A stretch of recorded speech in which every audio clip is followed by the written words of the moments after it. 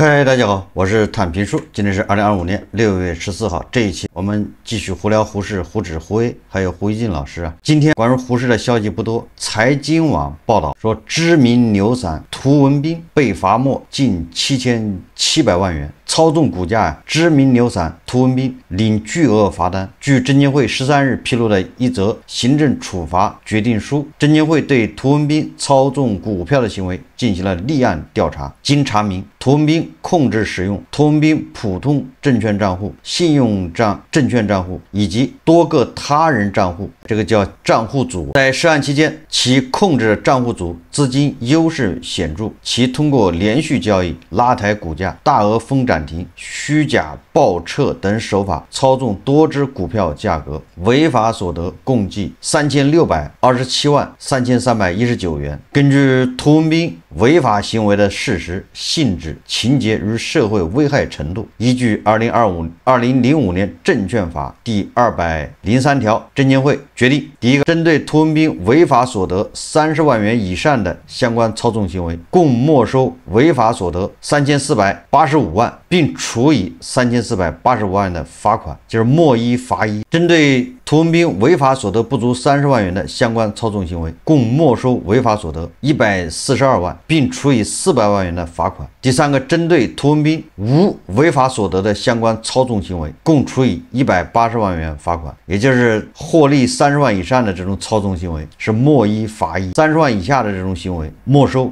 罚400万。等于没有获利的行为，但是他又是违法操纵，那么就罚他180万。整个的罚没他7700万，可以这么说吧，一个神话又倒下去了。这个在胡适赚钱的人又少了一个。而且我可以这么说，这样的牛散是不会断绝的。牛散实际上也是一个工具，纵容默许他们去割韭菜，他们属于这种就像经销商一样的，他来割一遍，割完之后有人一把他收走，不仅把他割的韭菜拿走，而且还对他自己口袋里面的，他也成了韭菜。没一罚一，把他割的没一就把你割的韭菜要上交给有关部门，罚一就是你割了那么多韭菜，他罚你这么多韭菜。你看看，螳螂捕蝉，黄雀在后。所以如果这样的这个所谓的牛散，它就不会杜绝。这个牛散就有点像什么捕鱼的鱼鹰，或者叫鸬鹚，但是牛散比鸬鹚还惨。鸬鹚只是说在到水里面抓一条鱼，完了这个鱼交给捕鱼的人就算了，这个牛散就相当于捕鱼的人不仅把鸬鹚叼的鱼给他拿下来，而且还从他肚子里头抠出一条鱼出来。这个也是创收的一个好办法，还得加大力度，没一罚一，应该没一罚三，这样才会让他倾家荡产。但是如果没一罚三，这就相当于斩草除根，不利于这个生态。如果这个市场没有牛散，那跟谁罚款？毕竟直接罚小散不太好，所以让这个牛散容许他们的存在，让他们出来割韭菜，再把它定期把他们给办了，这就是叫双赢，一举多得。胡适就是个大骗局，这个骗局很多，我们生活中骗局跟胡适比起来大差不差。凤凰网财经报道说，女子轻信养生宣传，贷款91万做保养，商家虚假宣传引诱女子花91万养生。近日，重庆胡女士在一美容美发店被诱导消费91万元购买各类养生项目后未见效果，市场监管部门调查认定商家虚假宣传并罚款1万元，但店家仅退款4万元。胡女士要求退还80%，也就是70万元，因大部分钱款为网贷和信用卡借款，被迫卖房还债。大家看视频。那会儿那个事情真是让我后悔莫及，如果再给我一次机会的话，我绝对不会上他们的当。胡女士说，她是在健身教练的推荐下来到这家永琪美容美发门店做美容。在这个过程当中，店里的工作人员向她推销各种养生项目。他们2楼的那个养生美体的那个项目，比如说可以处理你结节呀，那个肠道的清除呀，让你那个肾那方面有清血的功能。胡女士一开始交了5万元，成为了养生项目的会员，但是在后面的过程中，店员反复给她推销其他养生项目。胡女士经不住店员们的劝说，经常是这个养生项目还没做完，又开始给下一个养生项目交钱。从2023年4月到9月，胡女士总共给这家店交了91万多元。但是做了各种项目后，胡女士始终没有感觉到对方宣传的效果，于是向九龙坡区市场监管局反映了情况。到2025年4月14号，市场监管部门终于结论出来了。长达1年的时间的举报嘛，那边市监所也得出了结论，就说他们确实是违反了那个中华人民共和国那个反不正当竞争法第21条，就说他们是虚假宣传，好像也对他们进行了1万块钱的处罚那种。九龙坡区市场监管局对这家美容美发店罚款1万元。胡女士认为，有了监管部门的认定，美容美发店自然就应该给自己退款。但如今这家店只退还了她4万元，说这是她未做项目的金额。对于这样的方案，胡女士表示很难接受。她的诉求是，美容美发店应该退还她缴费金额的80%，也就是70万。他们相当于违反了相关的那个法律法规嘛哈。如果走司法程序的话，我可能就是要根据相关法律法规，本来说可以虚假宣传的话是可以退1罚3的哈。采访中，胡女士说，她交给这家店的90几万元，不少都是借的网贷、刷的信用卡。为了还款，她前不久还卖了一套房子，还了60多万的欠款。目前她仍旧有20多万网贷和信用卡欠款。直到起我觉得这个事情闹大了哈，我也没办法支付那个信用卡跟那个贷款，然后之后没办法了，我才让我家人知道，然后他们也是对我做出了批评嘛哈，把我们以前的房子都卖了的，都是相当于抛售。为了核实胡女士所说的情况，记者来到这家店，但店员表示负责人不在。根据胡女士提供的电话，随后记者试图联系上店里的负责人梁女士，但多次拨打电话始终未能拨通。您好，您拨打的用户正忙，来电信息将以短信的形式通知他。一直到发稿前，记者都没有收到门店负责人的回复。对于胡女士的说法，门店方面是否完全认同，是不是还有其他意见，记者暂时不得而知。胡女士表示，接下来她会通过法律途径维护自身合法权。我看了一下之后，这个胡女士她居然在这样花91万，一个项目没完，要办下一个项目，给人感觉是善意。但是我又再一想，这像极了低保老人吗？低保老人不停的加仓，胡女士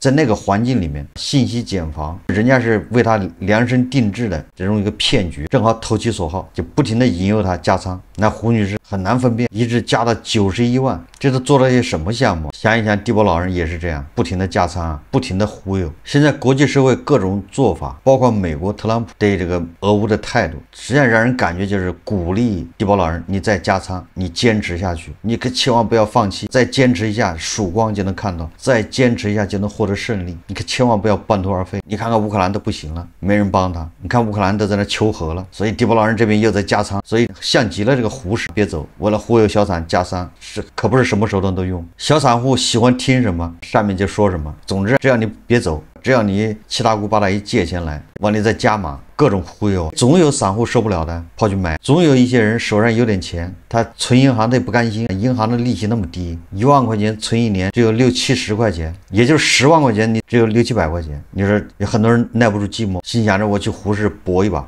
一进去那就是踏上了漫漫解套之路。这胡锡进老师就这样呢，炒了2年多，也不知道最后结局是什么。这个周末这些金融消费者，包括胡锡进老师在内，最好是希望中东局势能够平缓下来。以色列发动了这个叫狮子的力量，这个先发制人的打击，伊朗马上反击，以色列又反击，伊朗正在酝酿下一轮反击。这个周末太闹腾，如果就这么搞下去，周一一开盘，我们的金融消费者又得买单，前面已经买过单了，这个还不行，说后面还得买，这胡锡进老师又得买单。最近湖南湘雅2医院的罗帅宇事件受到舆论的普遍关注，大家都在热议，我也做了一期节目。我看胡锡进老师他做了2个评论，一个是在官方通报出来之前的，一个是在官方通报出来之后，他这2篇评论相隔就几个小时，大概6、7个小时，中间只是隔了一个官方的通告。结果胡锡进老师的评论可以说是大相径庭。官方评论出来之前，胡锡进老师怎么说的？他说罗帅宇的事情疑点太多，而且舆论的那些质疑很有力量，也就是认为罗帅宇是他杀。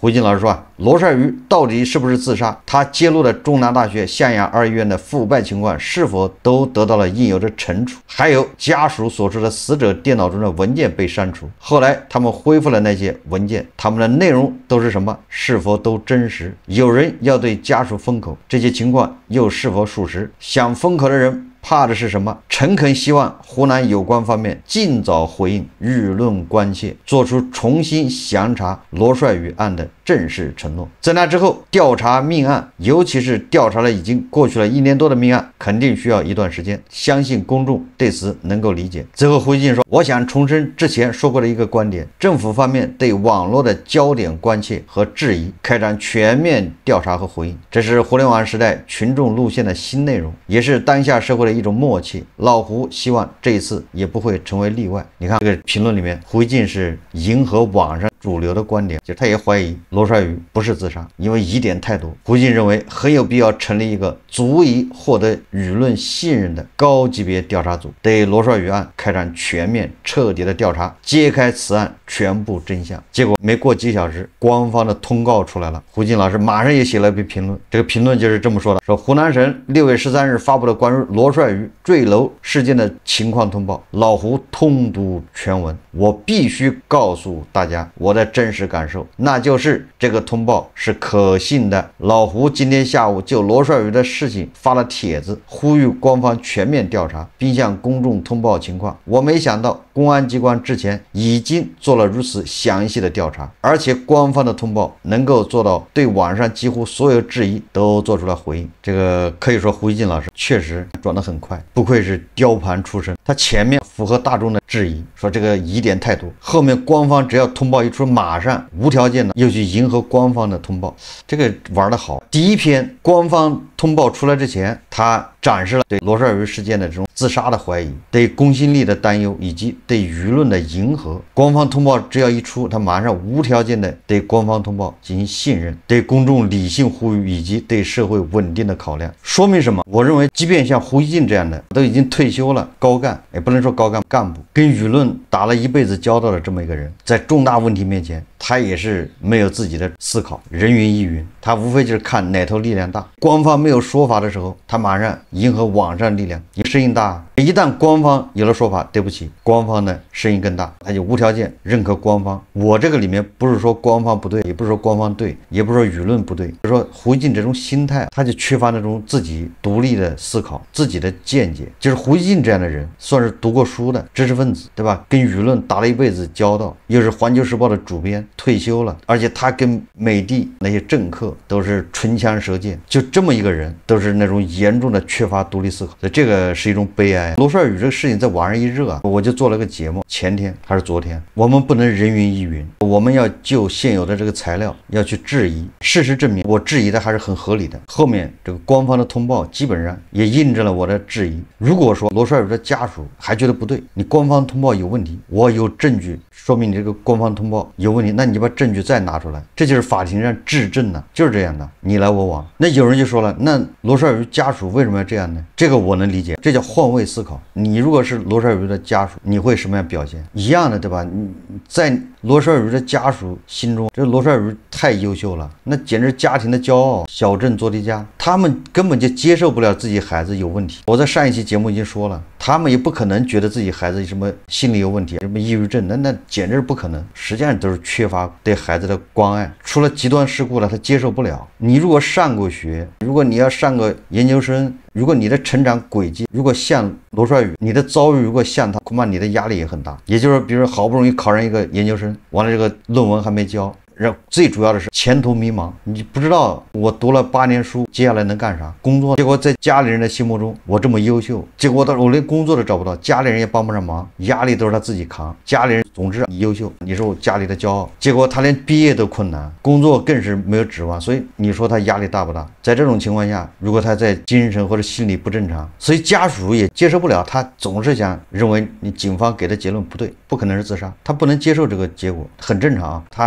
他怎么伸张？他只能向有关部门反映，到处举报没有结果，举报给他的结论都是家属接受不了的，接受不了他就继续闹，继续的去推动这个事情。所以我说理解，你要设身处地想想他们的家属，能理解他们的做法。他不一定是为了钱，说必须给我赔多少钱，他是读不下忍不了这口气，这么优秀的一个儿子莫名其妙就在你那跳楼了，全家的希望，全村的希望，甚至整个小镇的希望，他怎么能接受呢？这都不是钱的事，就要打破砂锅问到底。所以说我理解，说罗帅宇事件是罗帅宇通报，那是罗帅宇个人的，不影响对湘雅医院的问题的这个叫质问。县衙医院管理混乱，有出了一个什么恶魔医生，那说明他在里面恐怕还有很多问题没有深究出来，还在捂盖子。但是你不能因为县衙医院可能存在这样的问题在捂盖子，你就说罗帅宇他不是自杀，一定是他杀，这个两码事。像罗帅宇这样的事件，实际上我都不想评论，因为它是个悲剧。重庆胖猫事件，还有什么胡鑫宇，性质都差不多，都是孩子失去了，完了之后在那儿哭天抹地，说我的孩子这么优秀，必须要给个说法。平时疏于沟通，疏于关注，当然这跟父母的认知也有关系，家庭教育都有关系。所以我一直通过这种节目啊，无非就是想告诉大家，如果你看到你的孩子或者是亲人有反常举动，或者是要多关心一下他的心理变化，他是不是精神上出问题了，是不是压力过大，早干预，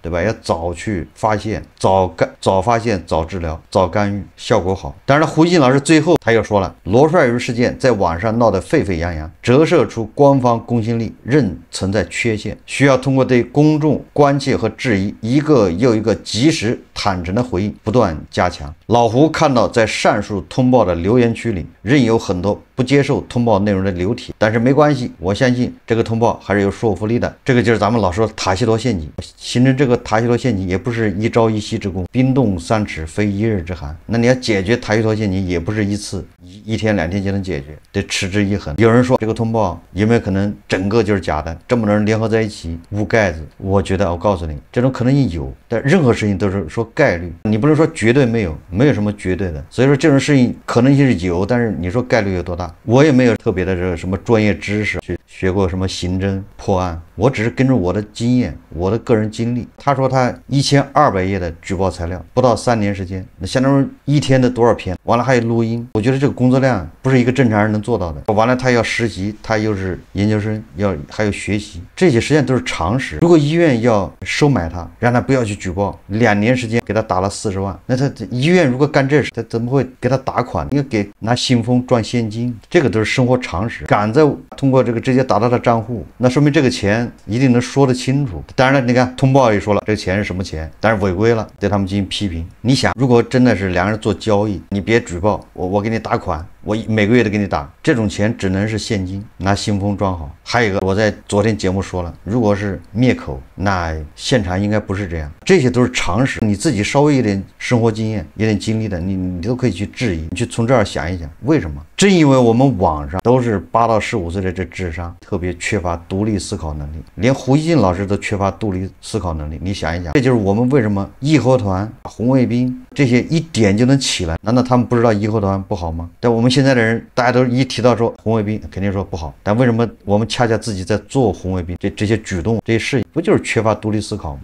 只要有人一带节奏，他马上就上；还有的不带节奏，自带节奏。你说，所以说独立思考在当下这是稀缺，尤其是网上，自己缺乏独立思考，他完了还不让你独立思考。你只要说的跟他想的、跟他所希望的不一样，他马上说你洗地。所以说这个社会要好起来，首先每个人，不能说每个人，大部分人都要会独立思考，这样才不容易被别人带节奏，这样才不容易被别人利用。好，这期节目我们就聊到这里，感谢大家收看。如果喜欢我的节目，欢迎订阅转发，也可以在下方留言评论。谢谢大家。